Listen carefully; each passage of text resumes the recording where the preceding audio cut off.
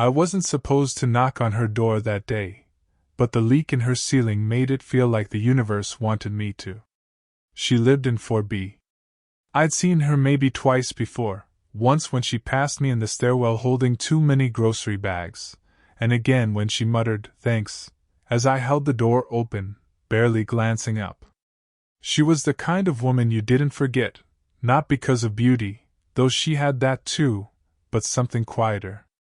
Like she carried the weight of stories she'd never tell you. The super was out. I had a wrench sometime, and a vague urge I still can't explain. Her bathroom light flickered when I rang the bell. She opened the door wearing an old Rolling Stones tee and paint-smeared sweatpants. No makeup. Hair half-tied like she'd given up mid-effort. 45, maybe older. She looked tired. "Real. You're not the super," she said. Her voice was low, a little dry, but not unfriendly. "Nope," I said. "But I saw the water coming through the ceiling downstairs. Figured I'd check on it." She didn't move. Just stared at me for a second too long. Then stepped aside. The apartment smelled like bergamot and something faintly metallic, like old pipes. There were books stacked on the kitchen counter, a half-finished mug of tea on the windowsill. I worked in silence for a bit, pulling open the cabinet under the sink, flashlight between my teeth.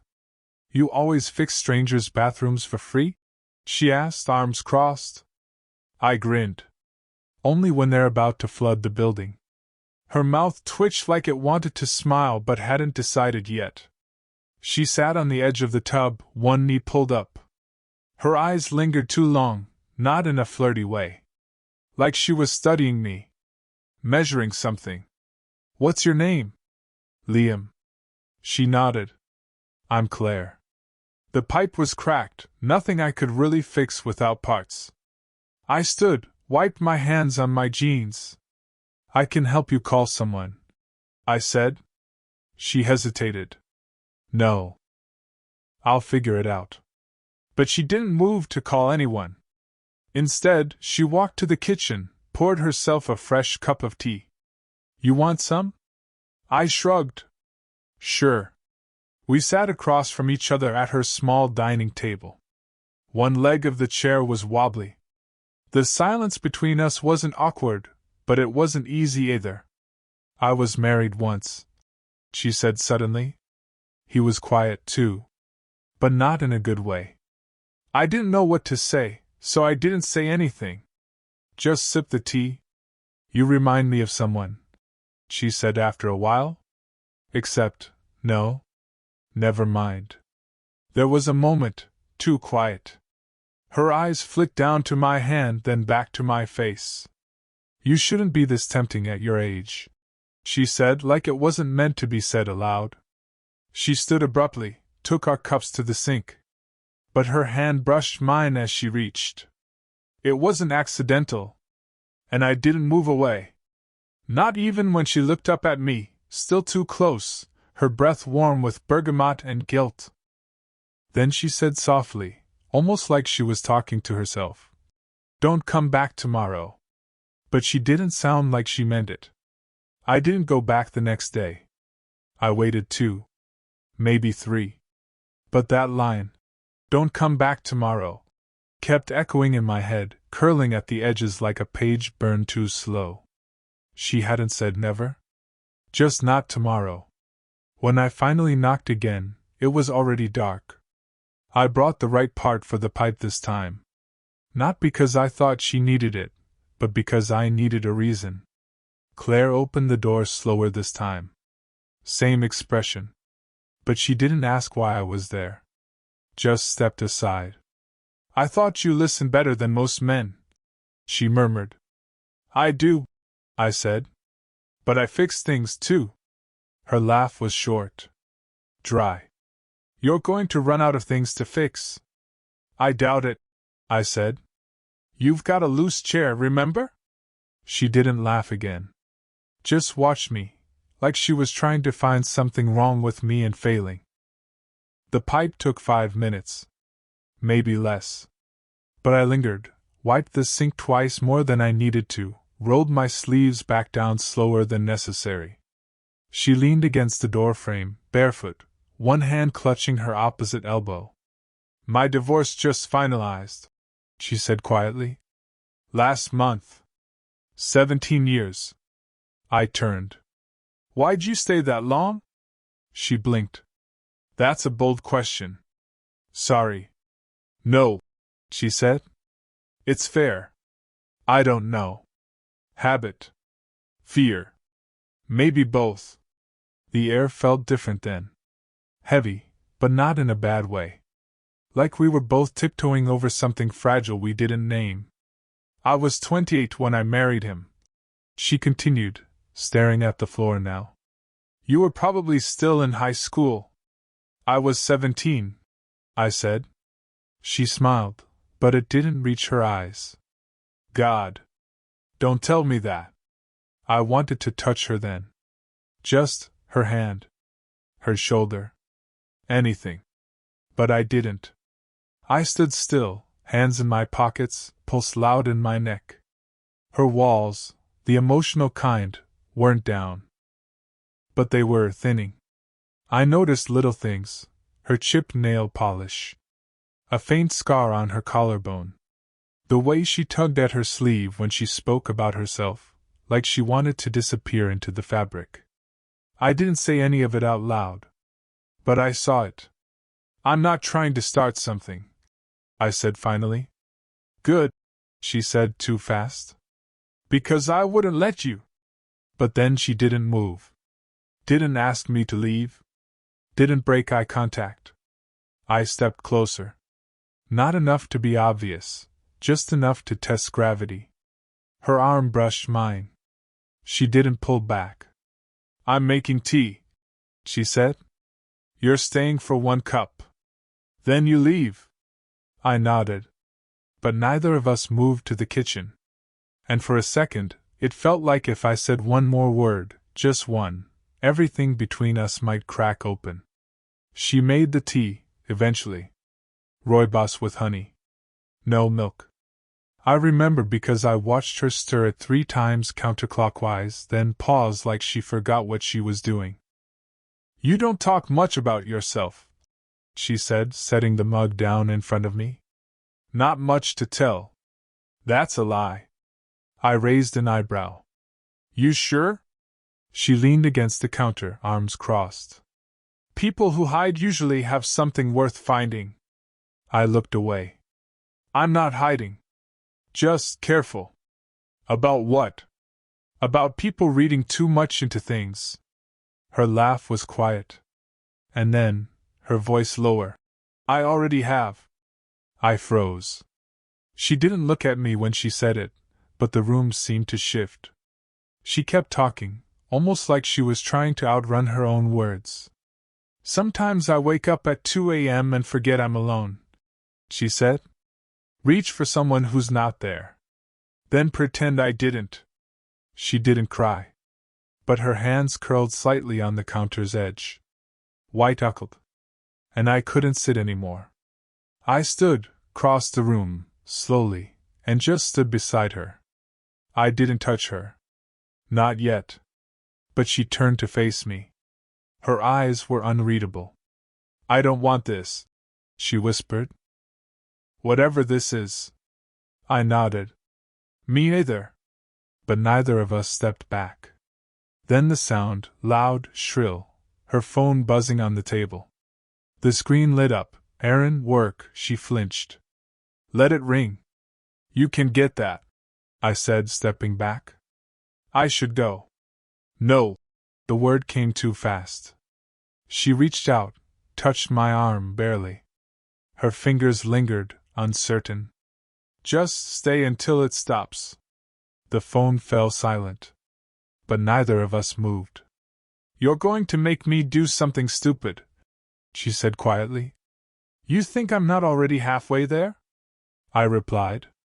She looked up then, really looked, and for a second, I thought she was about to kiss me.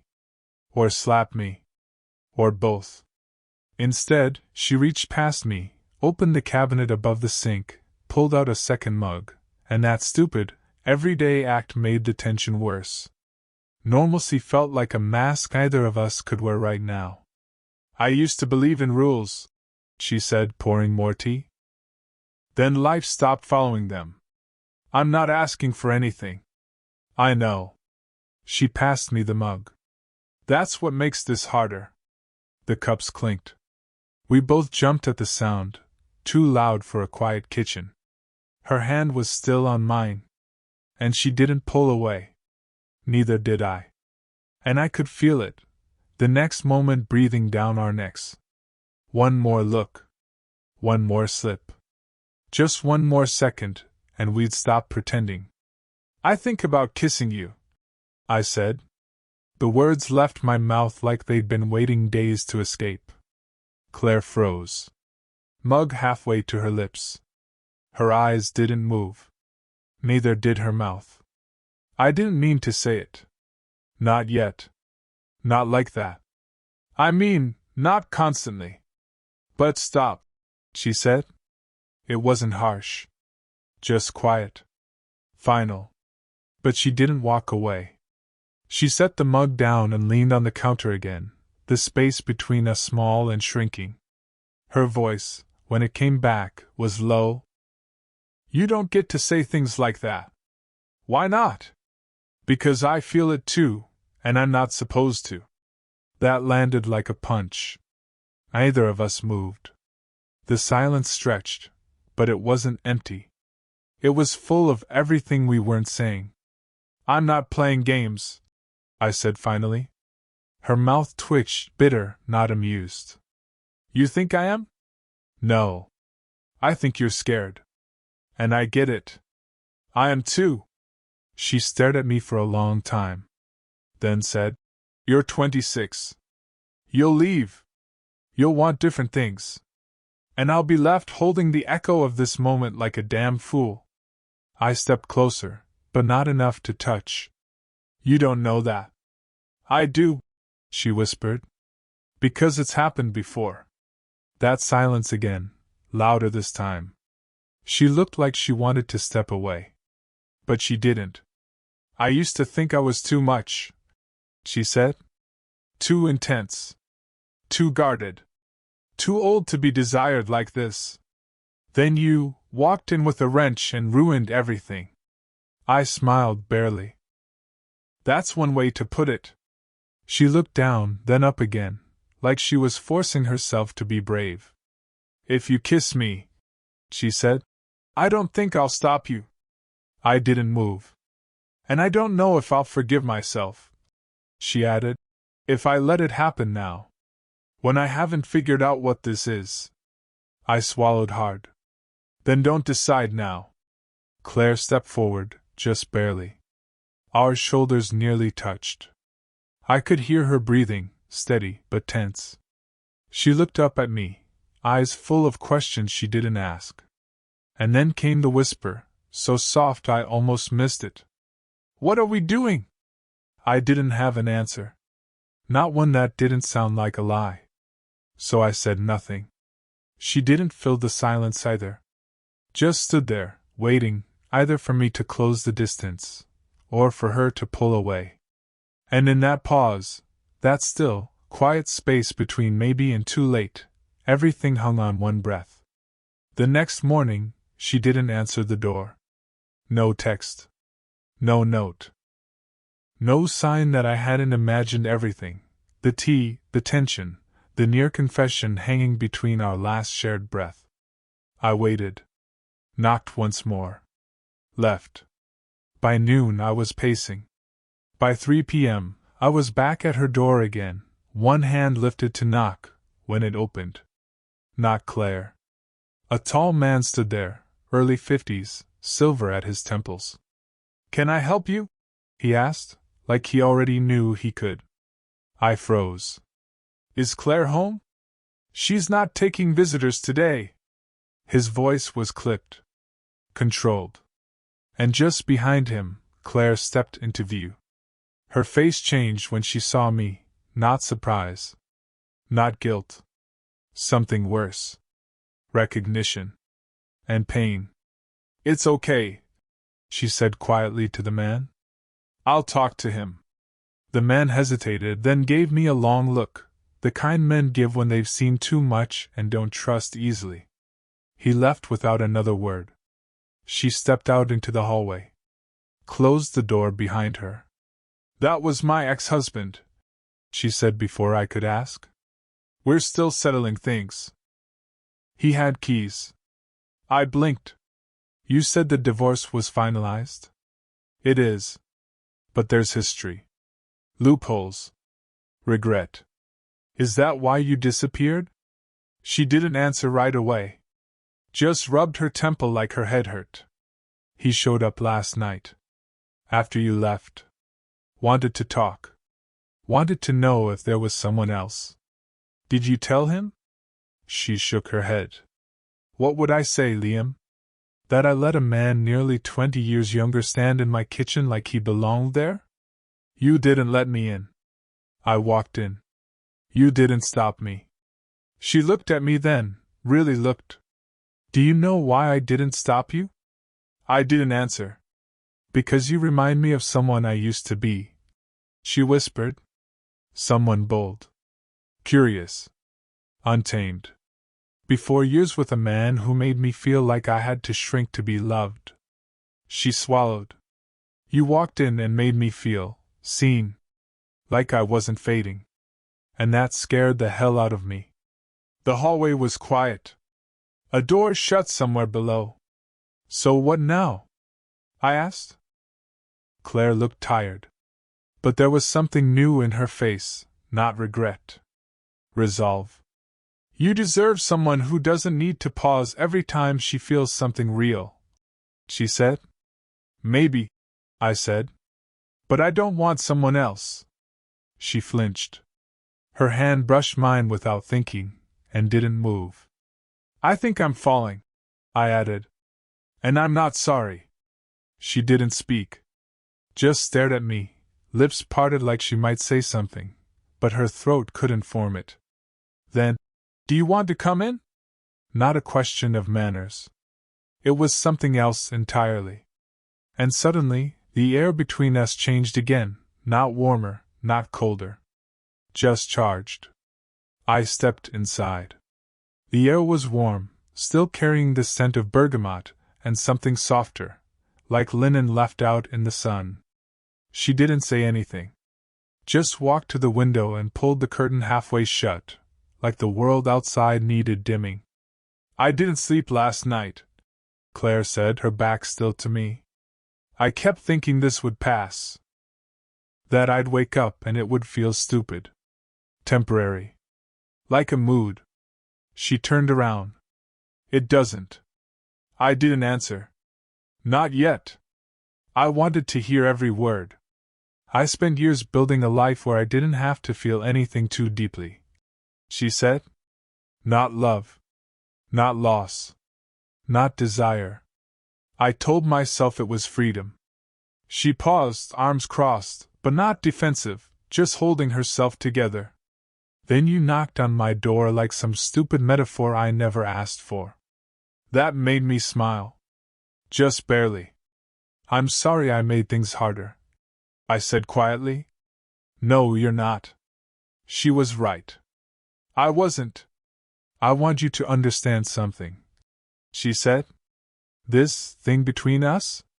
It doesn't fit into anything I know. I don't know what to call it. I don't know where it goes. I took a step closer. Then don't name it. Just let it exist. She looked up at me, her eyes rimmed red but dry. I don't know how to do this without losing pieces of myself again. Then don't lose them, I said. Keep them. I don't want you to change.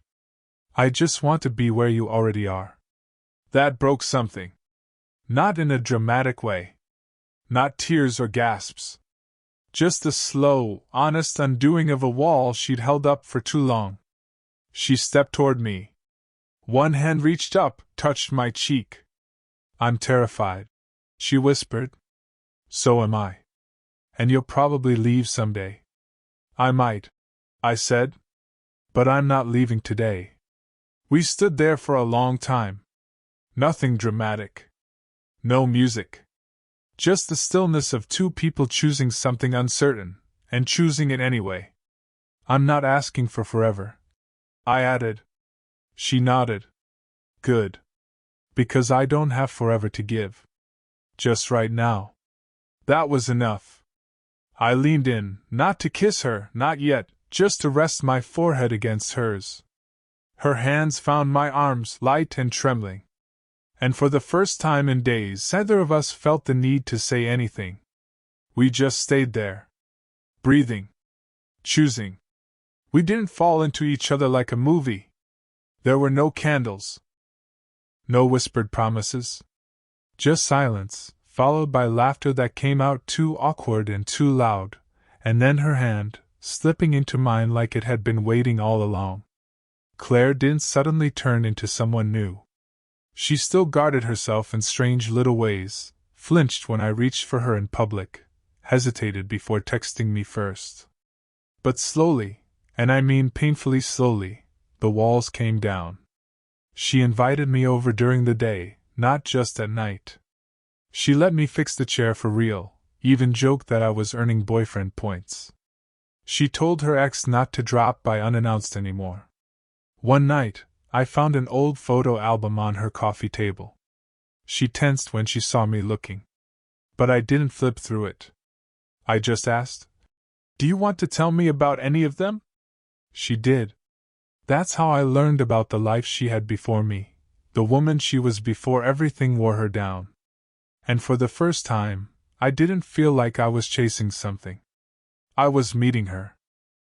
Who she is now. And me? I stopped pretending I wasn't falling for her. I let the jokes go. I stopped pulling back. I told my friends. I told my sister. I told her I loved her, not in a big dramatic moment, but one morning while she was brushing her hair in the mirror, halfway annoyed with me for drinking the last of the almond milk. She turned brush in hand frozen. "You don't have to say it back," I added quickly. But she did. She did. And it sounded like someone finally letting go of a breath they'd been holding for years. No, this wasn't the kind of story where opposites melt into each other overnight. There were awkward dinners. Unanswered texts. One brutal weekend where she almost backed out entirely. But we kept choosing it. Not because it was easy. Because it wasn't. Because sometimes the thing that scares you most is the one that makes you feel alive again. And Claire? She still says it sometimes, usually when I'm shirtless fixing something in her kitchen, grinning like a fool. "You really shouldn't be this tempting at your age." And I say, "Good. Otherwise, you might have never let me in." Did you enjoy the story? Was the age gap romance between Liam and Claire what you expected? Or did it surprise you? What kind of stories would you like to hear next? More forbidden slow burn love? Office romance? Reunion with the one that got away? Let us know in the comments. Your next favorite story might be the one you inspire.